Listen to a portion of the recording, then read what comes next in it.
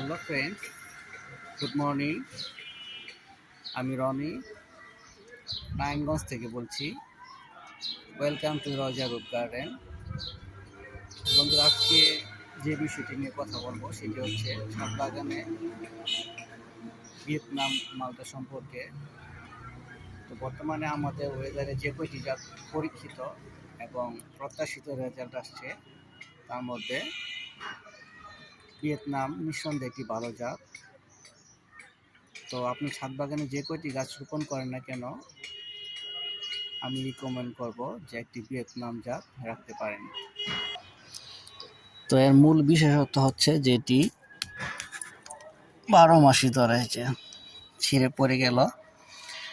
তো এর কালারটি ইউলিশ। তো এটি যে অল টাইম সেটা চেনার উপায় হচ্ছে এক পাশে বড় সাইজের মালটা, তো আরেক পাশে ছোট, এবং আরেক পাশে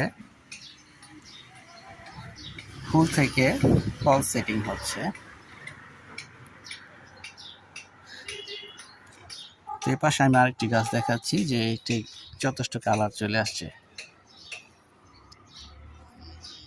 তো আপনি যে কয়টি গাছ ছাদে রোপণ করেন না কেন সেক্ষেত্রে ভিয়েতনাম এটি রাখতে পারেন। তো দেখে এই পাশে কালার চলে আসছে। তো এটি যে একটি নিঃসন্দেহে ছাদ বাগানের জন্য ভালো জাত তা আপনি দেখতেই পাচ্ছেন। তো কালারটি সম্পূর্ণ ইয়েলো হয়ে যাবে।